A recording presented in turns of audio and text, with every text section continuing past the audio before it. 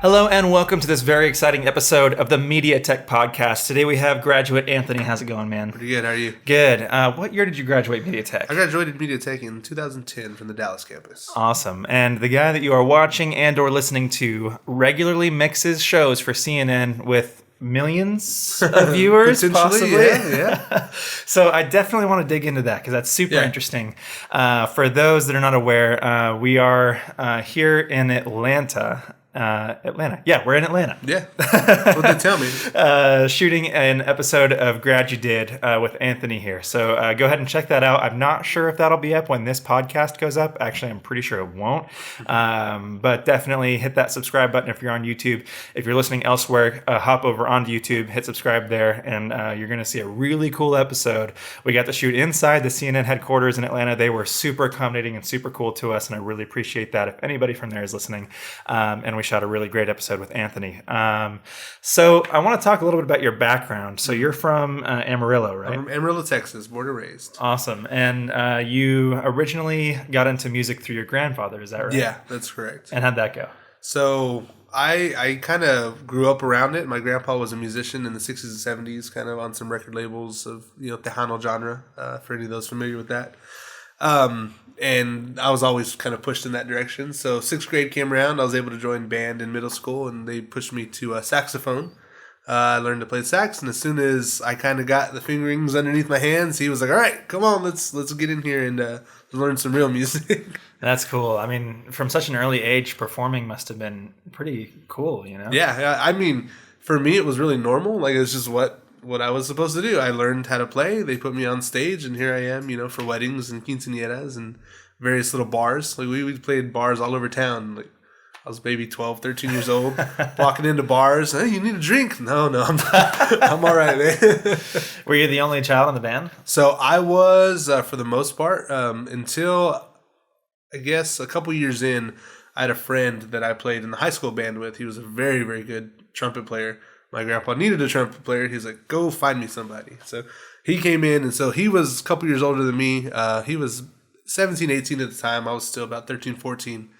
And we just raised hell all over town. Anywhere we'd go play, we'd have a good time. So it was cool to have somebody near my age group, but that's very common in that genre. Oh, yeah? Like, children were, like, in the band, like, always. There's tons of stories. Like, I'm not an anomaly. Like, it was a regular thing all the time. It was weird. It must have been an interesting experience. I mean, yeah, at it was such a young age. Yeah, totally cool though. Like, getting to just be out, late at night as a 12-year-old in a bar hanging out, all the stuff going on, all these drunk people and smoke everywhere. It was great. It was a good time. Good environment for a child. And I imagine that that's where you found your love for audio production, right? For sure, yeah. So part of that. Anytime we'd go do a gig, it was the whole band, all hands on deck. You'd have to unload the truck, run the cables, set up the microphones, turn on the power amps and plug in the speakers and get everything set up. So, that is where I got early exposure to, like, audio in general. So Gotcha. I'd help set up and try to do sound checks and stuff like that. Cool. On a quick note, we are shooting this in our hotel room. We had no other choice. So great location. Yeah. We tried making it look as nice as possible for those watching on YouTube. But for those that are listening, and I guess those on YouTube as well, there is some AC going on. There's some noises outside, so please forgive us. I'm going to try to remove it, but we'll see. Down out there. Come on, man. Let's go. So what was your first sort of foray into actual production of audio? So at that time, like, playing in my grandpa's band, I was still, like, in normal, everyday high school, middle school bands, playing, concert music. And I'd meet, friends that I went to school with, played guitar, played bass or whatever. And so we kind of formed our own little rock band, like, at home. We'd meet up in the garage, and I learned to play drums. And we had a drummer before I learned to play drums, and he moved away, like, 12 miles away. And none of us had cars. So I was like, he doesn't exist anymore. We're just going to have to figure this out. So we started just, writing songs and doing, stuff in the garage just for us, thinking we were going to be big rock stars. But and it got to a point where it was like, we should record this stuff, And so we all kind of pitched in. I think we bought like a $60 little mixer that didn't work the way we thought it worked anyway. So it was a complete waste of money. But we just started trying to record ourselves. And that was kind of the very basic, start of trying to learn to record music. Gotcha. And so you, at that point, still considered your future to be as an actual musician. Is that correct? Yeah. So While I was in school, every summer I'd go to band camp. I'd participate in like solo and ensemble contests, regional competitions for concert music. And so I was actually already declared to go to one of the local colleges as a music education major. So cool. I was going to be a band director. Gotcha. That's what my dream was. Band director. Wow, that's interesting. And so how did you figure out that wasn't the route that you wanted to take? So I knew like I enjoyed recording and I wanted to learn more about that, but I didn't think that was a thing, right? There's nowhere there's a job that you get to do that, right? Especially in small town Texas. Right, yeah. And I was actually working for a local music shop in their repairs department. And a friend of mine came in and we started talking about it. And he's like, you know what? I have a buddy that just went to the Dallas Sound Lab. You should look into that. And I was like, wait, there's a school to do that, to this? This is awesome. So I looked into it and was like, oh, this could be pretty cool. Awesome. And then for those that don't know, MediaTech was formerly called the Dallas Sound Lab. And at the time, it was at the studios at Las Colinas, right? Yes. Yeah, back in the old building, the kind of right there next to where they shot like Walker, Texas Ranger, and Fox Studios. And there was just all this. There was like a set out back. You walk out and there's just like random thing. It was pretty cool. Pretty cool area. Currently, I think Glenn Beck owns that studio. He owns the one. I don't know if he owns where the school was. Gotcha. But I think he owns the studios right next door. It's the big tall building with the circular like window, the eye looking window. So what was your time at MediaTech like? So and sorry, you started in 2009? June 2009, summer class, night shift. Right? Wow. I was the 7 to 10 p.m. class. My gosh. I went to Dallas to go, to school, and I had to work. I'd work all day and I'd come home and go to school. But I was like super excited. So you moved to Dallas from Amarillo for the Dallas Sound Lab. Yeah, gotcha. Exactly. So me and my girlfriend at the time, now my wife, thankfully she stuck around. We moved down. We lived in Irving. I went to school there. Worked in Dallas during the day, and then would have to like haul ass back to MediaTech at night. Oh my gosh! But it never felt like a pain, right? Like it was amazing. I was getting to learn, something I didn't think was even allowed, right? There's no way you can learn this and have that as a career. So it was always super exciting. I never dreaded having to go to school. That must have felt at the time like sort of the culmination of all of your interests kind of coming together, right? And like that must have been super gratifying. Like, what was that experience? It was really cool.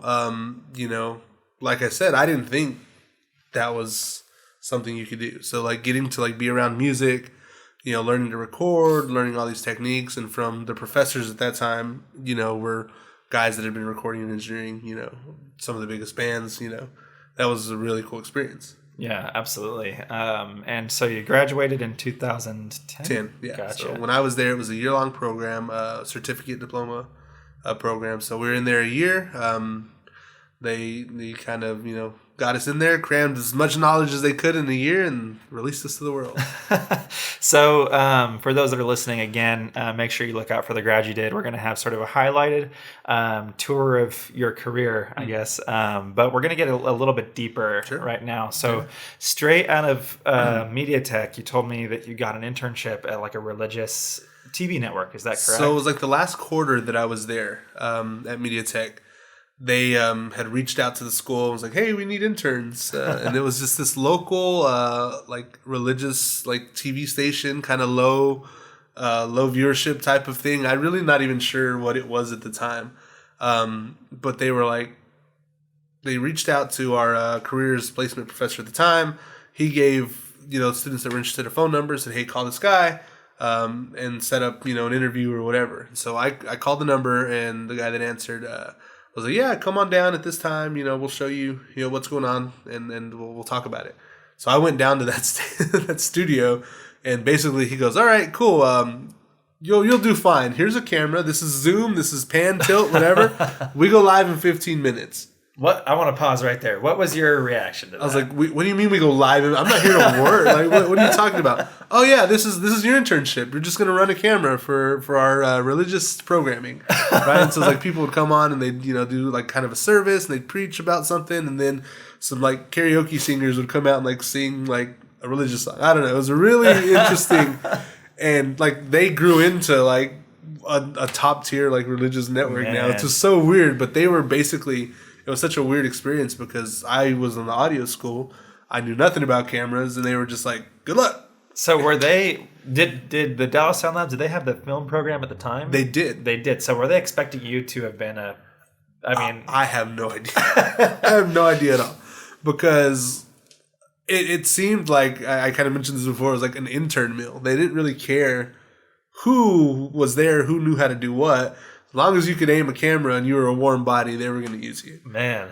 So did you know at the time that would be your entry into what would become your career? I had no clue. Man. So I just kind of lucked into, while doing that, we ended up just getting a large rotation of interns. And one day we had too many. So I was like, hey, can I go watch, the audio guys? And, when I did that, they taught me, what they were doing in the studio for like kind of the monitor mixes for the people performing. And then the guys in the booth were like, hey, we'll come in and, see what we're doing. And so I started mixing for air, just kind of randomly, like, oh, this is a mic, this is one of these wireless, and this is your reverb, this is whatever, go to town. Yeah. All right. Because the guy that was doing it was like one or two guys in the booth, and they were both video guys. So they didn't care about the audio anyway. And was this taped or live? Live. My gosh. Wow. So because I was able to do that one time, every time I went back after that, I was doing audio. And so was this a paid internship? Or? No. It was just like, they would call, or not even that. You would just say, hey, I'm free Friday. All right, come on in. They would do stuff every night of the week. And it was like a family-owned business. So the majority of the people running the production were like just all family.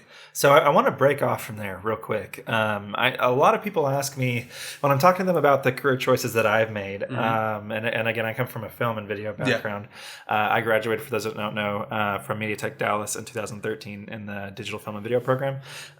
When they ask me about the career choices I've made and how I've kind of navigated through it, free work, as bad as it is to hear, is really important, whether it's an internship or you're trying to make a connection or whatever, because just about anybody, just about any like progression that I've had in my career was due to a connection that I made or what have you, based off of some work that I did as a volunteer effort, you know? So could you speak to that a little bit? I mean, I'd say I agree, with a caveat.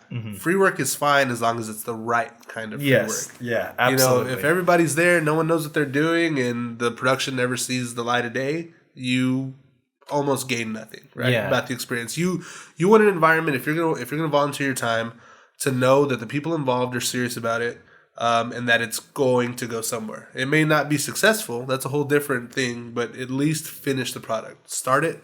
Finish it. Absolutely. And you definitely want to make sure that you're managing the free work that you do in terms of who you're doing it for. Exactly. Like, yeah. And I mean, I've done a lot of volunteering. I've gone in shadow. That's another thing. If you want to learn something you don't know how to do, someone's not going to hire you and pay you, right, to do something you don't know how to do. Yeah. So there is a good amount of things to be gained from that. Just be very selective. I've done, while I was kind of building my career in broadcast, I was still focusing on doing music production, and a lot of that was free work. I was trying to build up a brand of like a side recording studio or like a mobile recording service, and I selected a lot of bad free work. So I always say that, there's nothing wrong with doing that, especially if you're learning something, but if there's no value to you in the long run, it's going to hurt you probably more than it's going to help you. Exactly. And I mean, yeah, just be careful about who you do it for. But I mean, if you look back now, I mean, had you not done that, exactly. I mean, would you say you'd be here? So yeah, from there, when I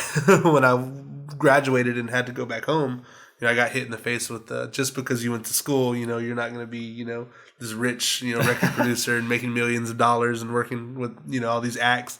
So I had to go home, and because I had that little bit of experience, I was able to get in with a local TV station. Gotcha. So it all kind of is incrementally like builds on top of each other. So it's interesting because a lot of the people that we interview that are graduates of MediaTech, specifically in audio, have not considered broadcast as a career path. Yeah. And it's not because they wouldn't want to. I think it's just because they aren't aware that yeah, for sure. And that's not something that like is known, right? You don't think about TV in that way. Yeah. You've got film, you've got scripted stuff that, you can go do post-production or do location sound, something like that. But if you kind of watch TV and take a step back, anytime you're watching TV, you hear something. Yeah. So where is that something coming from? Right. If you're watching an unscripted live broadcast, there's an audio mixer involved somewhere, right? Somebody is capturing that audio and mixing it for the world. Things like American Idol, The Tonight Show, America's Got Talent, stuff like that. All of that is done. Game shows. This is something I never considered. Jeopardy, The Price is Right, Wheel of Fortune. All of that's done in a control room, live to air, live to tape environment. Man, I mean, you never think about that. No.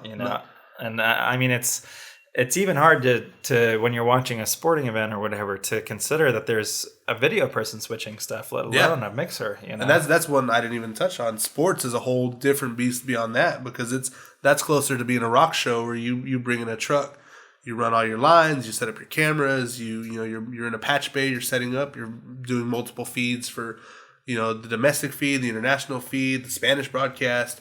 Nat mixes that are just field effects and crowd sounds. There's tons of things that are going on that even as an audio engineer you don't even think that that's something that's available to you. And so how many feeds are in a big production like that? I just shadowed one a few weeks ago that they were sending 6 different discrete audio mixes. Wow! Back to the network. Gosh, that's intense. Yeah. So you got back home. What was your first job there? So I gave myself a rule. I'm not going to go to audio school and then go work at a grocery store, right? Yeah. So let's go home. Let's regroup. Let's figure out what the best process is. So I was like, well, there's 7 or 8 radio stations and there's 4 or 5 TV stations. Let's just hit them all. And so I just would send emails or go to the stations and knock on the door and here's my resume.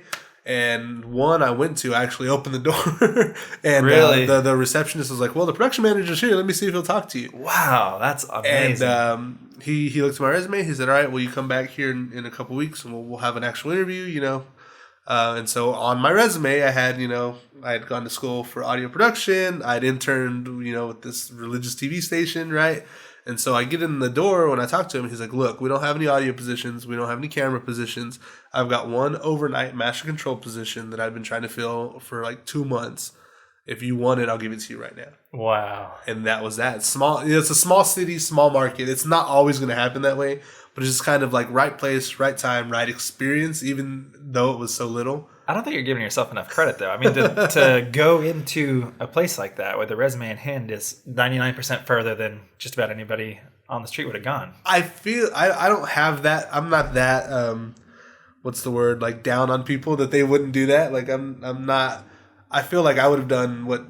If you want to get in the industry and you want to have a job in production, like you've just got to go for it. Absolutely. And I feel like I'm not alone in that aspect. But maybe I'm wrong. And go knock on doors. People. Yeah, that's what I wanted to say. I mean, it's so important to be persistent. Yeah, for sure. I mean, even if you're not knocking on doors, when you send a resume within reason, follow up on it. Yeah, as often as you need to. Yeah, you definitely want to don't bug people. Like don't be a nuisance.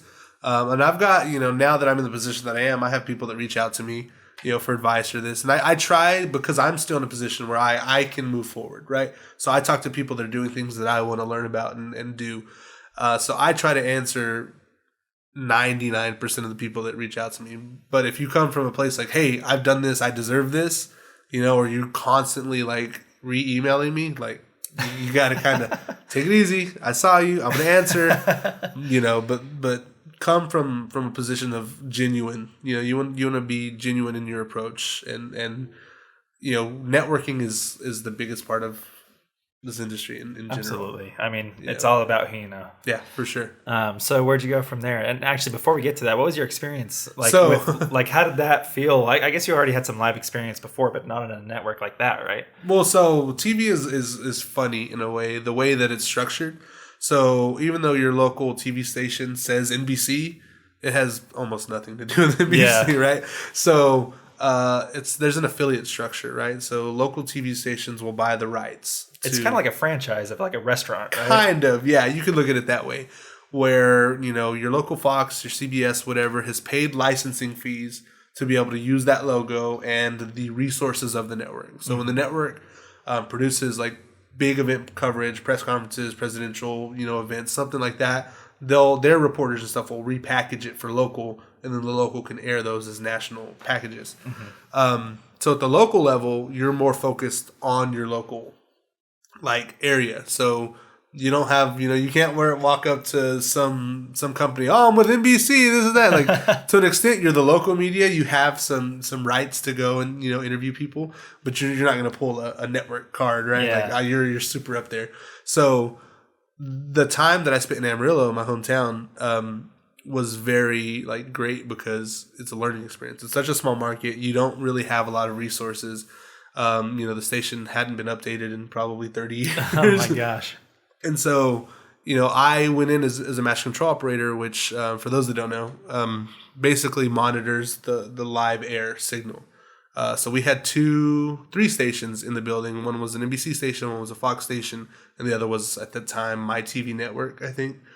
And so you just are monitoring the playlist. So it's like your iPod, right? You have a playlist of everything you want to hear for that day. So in our case, it was like live programming on some points of the day, all the commercials that are associated with that, all of the taped programming that are like syndicated shows, Friends, Ellen, those types of things. And then anything else, you have to just make sure is in the system and is getting to air. And you're just responsible for making sure that happens. So I did that for almost 2 months before there was a shuffle that happened.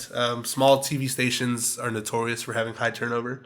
Someone either gets a new job in a bigger market, someone decides they don't like the pay anymore because it's very minimal. I started at minimum wage. Really? In that position overnight. Wow. And so someone left at the top. There was senior director, so everything just kind of reshuffles. So junior director becomes senior, the graphics guy moves into directing, the audio guy moves into graphics, and that left an audio position open, which they would either fill usually with a camera operator to move them up, train them to do audio. Because especially in small stations, like audio isn't a specialized. You don't get many people that are like, I'm an audio person. Gotcha. Especially in broadcast until you get to the kind of higher tier stuff. So because I had that background, they were like, oh, well, we just hired a guy that's got audio background. Let's see if he wants to do it. And they were like, oh, sweet, let's do it. Let's make it happen. So I moved into audio fairly quickly and did that for about a year and a half.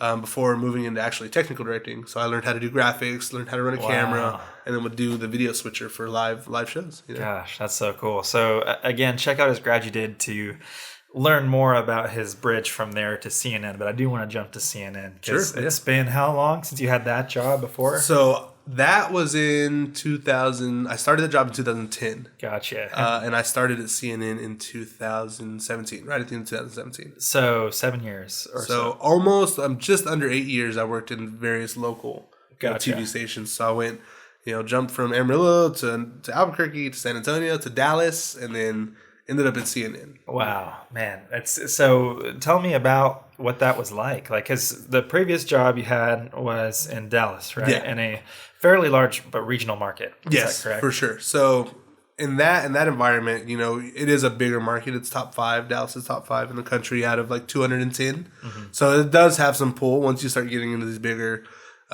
areas. But I started there as an audio operator doing newscasts and mixing shows.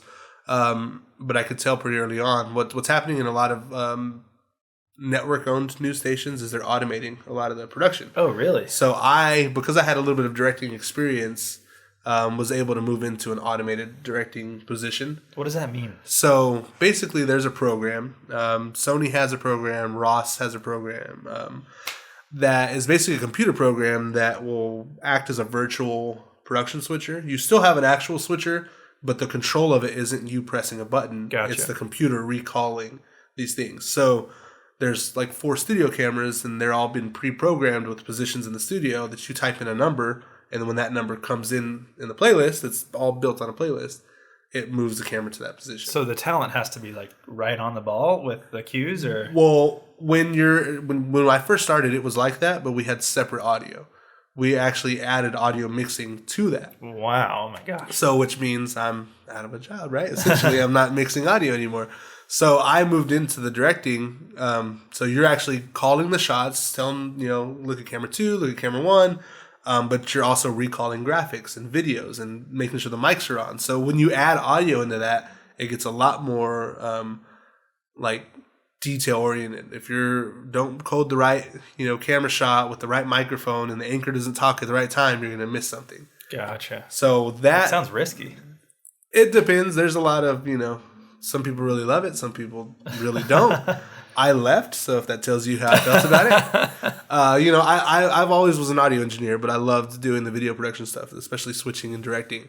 But I just wanted more. I wanted to be more specialized, and so that's when I started looking. I was like, at that time, I was still kind of focused on wanting to do some film post-production, some music recording on the side. But I kind of had to reflect and go, you know what, you've done this for 8 years. Let's take a look at, can we get to the big time, right? Mm-hmm. And so I poked around a couple places, had a couple interviews with a couple different places, and CNN had an opportunity. I applied for it, and here we are. Man, so moved from Dallas to Atlanta. Yeah. And so instead of mixing for a few 100,000 viewers, you are now potentially mixing for millions. Millions, depending on the event. You could be 15 plus. Wow. Depending on what, instead of your regional area, like say you had that station in Dallas, you've got Dallas and Fort Worth and Denton and all the surrounding little areas there. It goes from being one centrally, concentrated area of production to the whole country in addition to the rest of the world. Wow. So walk me through your day from like a technical perspective for those that may not be super aware of like exactly what you do. Yeah. So day to day, I've got a set amount of shows that I'm required to do. So we've got this scheduling program that'll tell you, hey, you're assigned to this, and this today. Generally, we have the same schedule. So like we do the same shows over and over. So during the week, I'll walk in, 7 a.m. My first show's at 8. I'll get to that control room at about 7:45 because a lot of times there's live programming leading up to the show that I'm about to do. So I can't really get in there usually way beforehand to prep anything. But that being said, we have like scene recalls and layouts and snapshots built into our audio boards. So I'll walk into the room about 7:45, load my snapshot and layout, make sure, all of the signals that I need are there, my tape servers, my music is working correctly, my my microphones are good. They've the floor directors have put batteries and everybody's mic'd up. So I'm checking all that I can beforehand.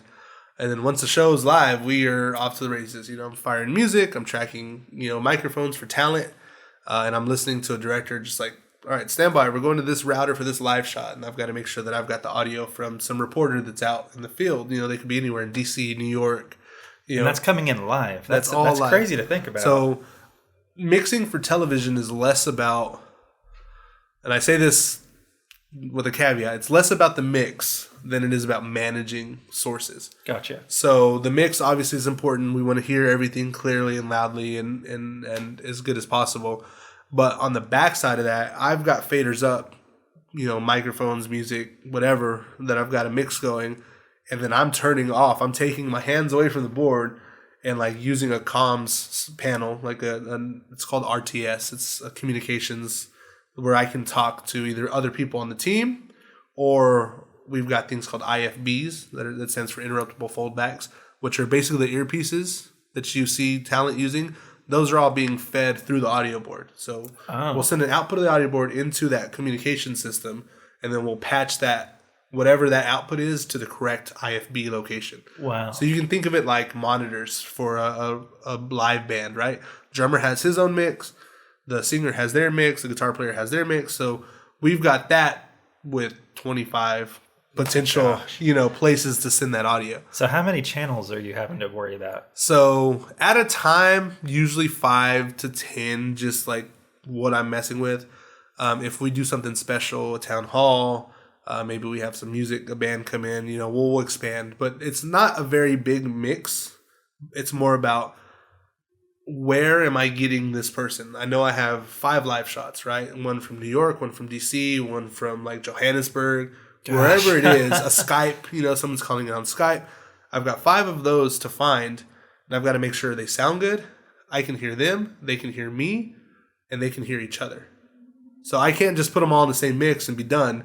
They all have their own individually mixed so that at any time, any of them can communicate with each other and the live talent that's doing the show, that's hosting the show. So unfortunately, we weren't able to capture any of that for the grad you did, which is totally understandable. CNN, of course, has to have very high security. Which I do have. I told you I had some pictures, but I do have one video of a town hall, the start of a town hall, where you can hear the director. And so if you guys want that, that'd be great. You guys up with for that. sure. So, Again, check out his Grad you did for that.